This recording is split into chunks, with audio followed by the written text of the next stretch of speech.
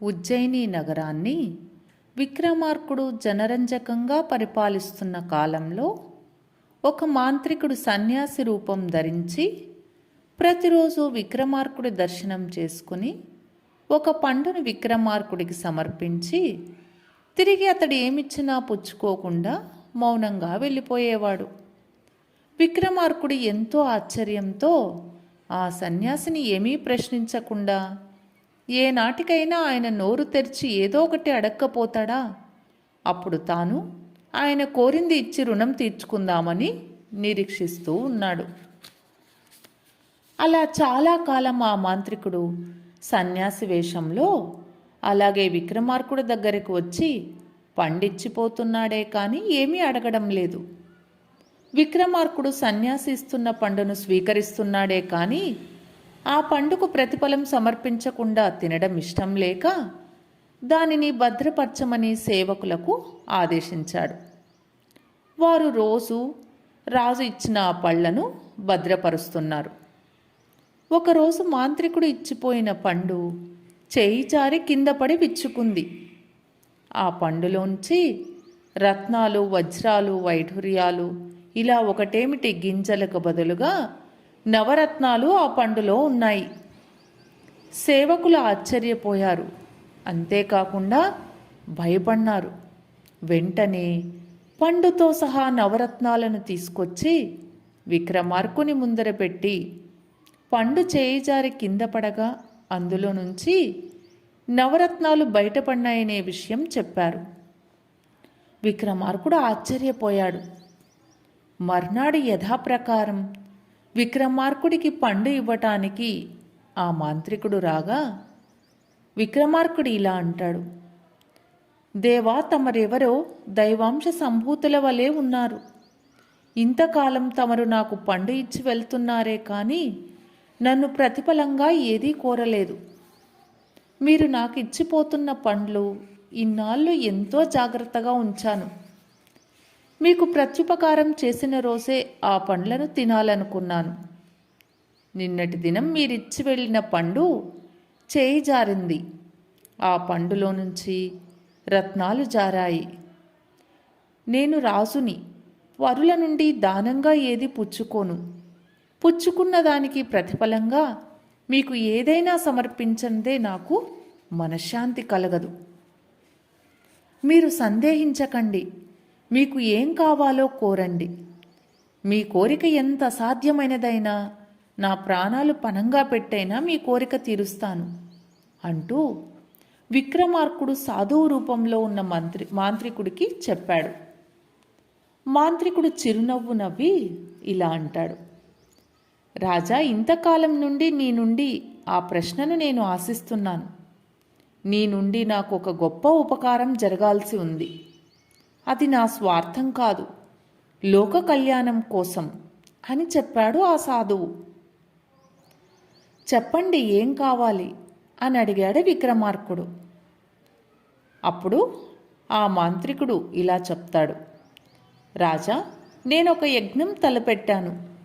దానికి నీ సహాయం కావాలి అని అడిగాడు. అందుకు విక్రమార్కుడు చాలా సంతోషం, అందుకు నేను ఏ విధంగా సహాయపడగలను చెప్పండి అని అన్నాడు. దానికి ఆ మాంత్రికుడు: నీవు నాతో రావాలి. యజ్ఞస్థలానికి బేతాళుడిని తీసుకొచ్చి నాకు అప్పగించాలి. ఆ సహాయం చేస్తే చాలు. ఇదే నాకు కావలసిన సహాయం అన్నాడు ఆ మాంత్రికుడు. అప్పుడు విక్రమార్కుడు తప్పకుండా అంటూ అప్పటికప్పుడు సాధువు రూపంలో ఉన్న మాంత్రికుడి మాటలు నమ్మి అతని వెంట బయలుదేరి వెళ్ళాడు. ఉజ్జయిని నగరానికి దూరంగా ఉన్న అడవిలో ఉన్న దేవి ఆలయానికి తీసుకెళ్ళాడు. అక్కడున్న కొలనులో స్నానం చేసి రమ్మన్నాడు మాంత్రికుడు విక్రమార్కుణ్ణి. విక్రమార్కుడు కొలనులో దిగి స్నానం చేసి వచ్చాక అతనికి దీక్షా వస్త్రాలు అందిస్తూ, రాజా, నేను చెప్పే విషయాలను శ్రద్ధగా విను. ఇక్కడికి తూర్పున 2 ఫర్లాంగుల దూరం వెళ్తే బాటకి ఇరువైపులా 100 ఏళ్ల నాటి మహావృక్షం కనిపిస్తుంది. ఆ మహావృక్షం కొమ్మకు ఒక శవం వేలాడుతూ ఉంటుంది. అదే బేతాళ శవం. ఆ శవాన్ని నీవు ఇక్కడికి తీసుకురావాలి. ఆ బేతాళుడు మహాజిత్తుల మారి నిన్ను ఏమార్చడానికి రకరకాలుగా అసత్యాలు చెప్తాడు. అందుకని నీవు బదులు పలకకుండా మౌనవ్రతం పాటించాలి. నీవు ఇక్కడి నుండి బయలుదేరింది మొదలు తిరిగి వచ్చే వరకు మౌనవ్రతం భగ్నం కారాదు.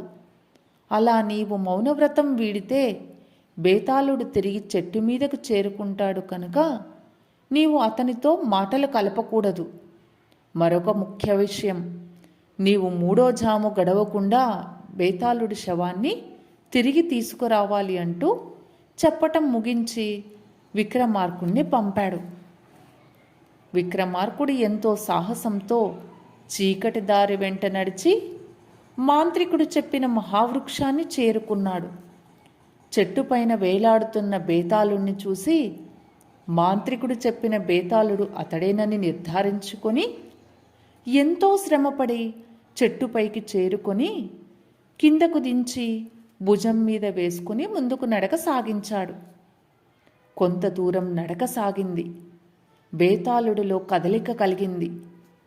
బేతాళుడు గొంతు విప్పి, రాజా, నీవెవరో కానీ ఎవ్వరికీ ఏ అపకారం తలపెట్టకుండా చెట్టును ఆశ్రయించుకొని ఉన్న నన్ను ఇంత రాత్రివేళ భుజాన వేసుకుని ఎక్కడికి తీసుకెళ్తున్నావు అంటూ ప్రశ్నించాడు. విక్రమార్కుడికి మాంత్రికుడు మౌనం పాటించాలనే నియమం చెప్పి ఉండటం వల్ల మౌనం వహించాడు. రాజా, నీవు మౌనం వహిస్తున్నావెందుకు?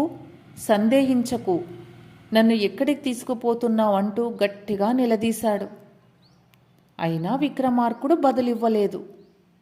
బేతాళుడు తిరిగి, రాజా, సరే, నీవు బదులు ఇవ్వటం లేదు.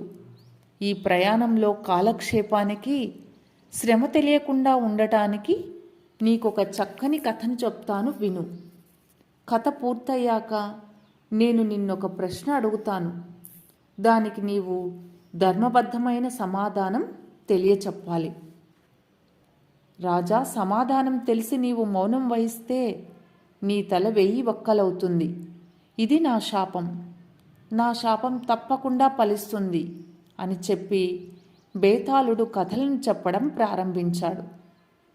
తరువాత భాగంలో బేతాళుడు చెప్పిన కథలను గురించి విందాం.